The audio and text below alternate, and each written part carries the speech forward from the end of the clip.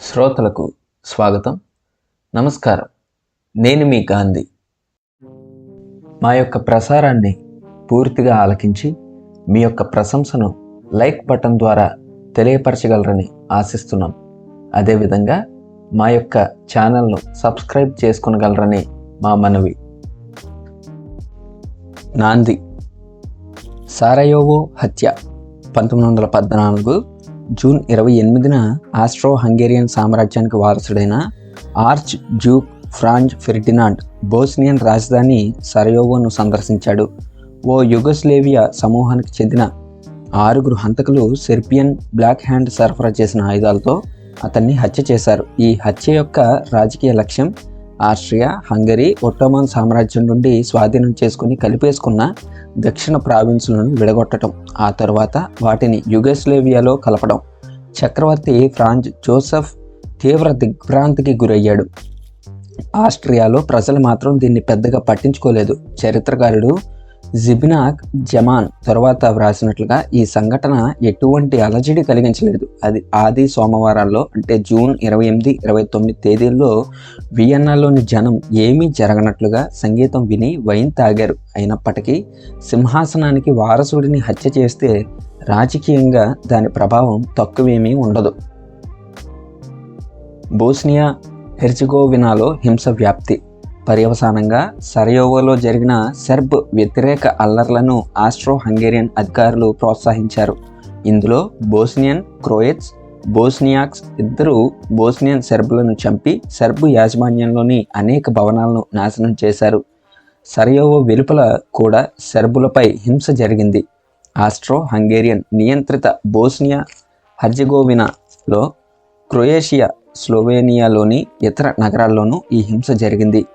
Bosnia హెర్జగోవినాలోని astro Hungarian అధికారులు సుమారు 5,500 మంది ప్రముఖ సెర్బులను జైల్లో పెట్టారు. వీరిలో 700 నుండి 2,200 మంది జైల్లో మరణించారు. మరో 460 మంది సెర్బులకు మరణశిక్ష విధించారు. ప్రధానంగా బోస్నియాక్లతో కూడిన షుడ్జ్ కార్ప్స్ అనే స్పెషల్ మిలీషియాను ఏర్పాటు చేసి సెర్బులపై హింస జరిపారు.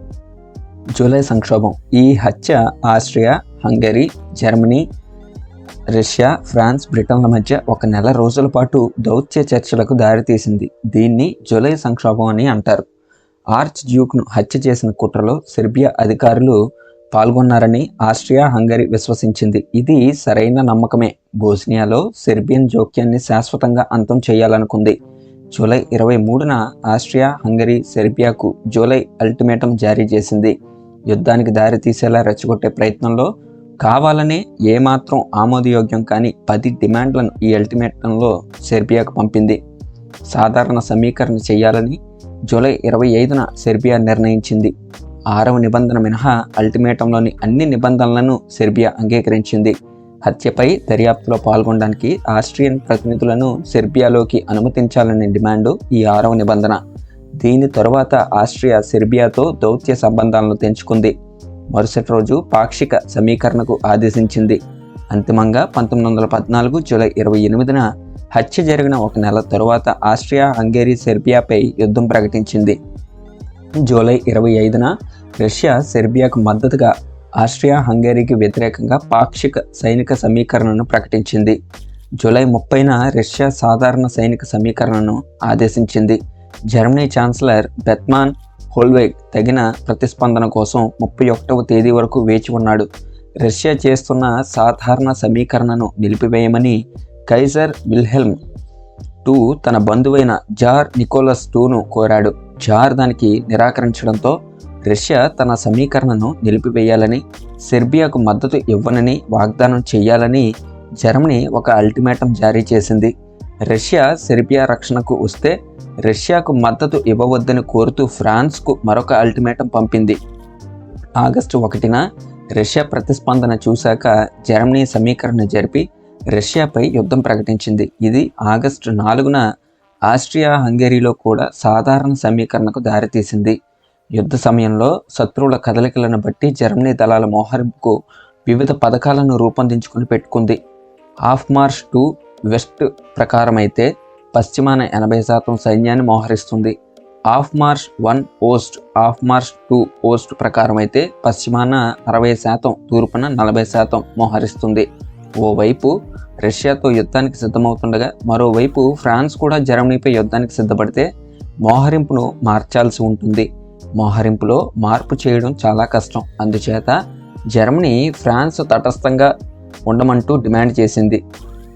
ఫ్రాన్స్ దీనికి నేరుగా స్పందించలేదు, కానీ తన దళాలను సరిహద్దు నుండి 10 కిలోమీటర్ల వెనక్కి రప్పిస్తూ అదే సమయంలో రిజర్వ్ దళాలను సమీకరిస్తూ మిశ్రమ ధోరణిలో స్పందించింది. దీనికి స్పందనగా జర్మనీ కూడా తన రిజర్వ్ సైన్యాన్ని సమీకరిస్తూ ఆఫ్ మార్ష్ 2 వెస్ట్ మోహరింపును అమల్లో పెట్టింది.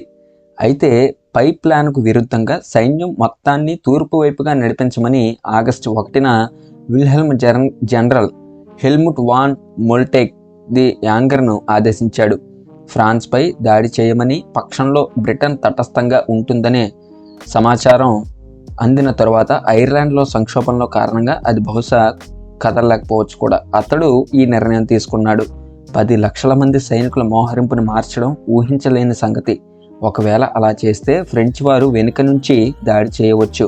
అది జర్మనీకి వినాశకరం అవుతుంది. అయినప్పటికీ విల్హెల్మ్ తన బంధువు జార్ 5 తనకు పంపిన టెలిగ్రామ్ వచ్చే వరకు జర్మన్ సైన్యం లక్సెంబర్గ్లోకి వెళ్ళరాదని పట్టుబట్టాడు. అతడేమో ఇందులో ఏదో అపార్థం జరిగిందని స్పష్టం చేశాడు. చివరికి కైజర్ మోల్టెక్తో ఇక నువ్వు చేయదలుచుకున్నది చేసేయొచ్చు అని చెప్పాడు. ఆగస్టు 2న జర్మనీ లక్సెంబర్గ్ను ఆక్రమించుకుంది. ఆగస్టు 3న ఫ్రాన్స్పై యుద్ధం ప్రకటించింది.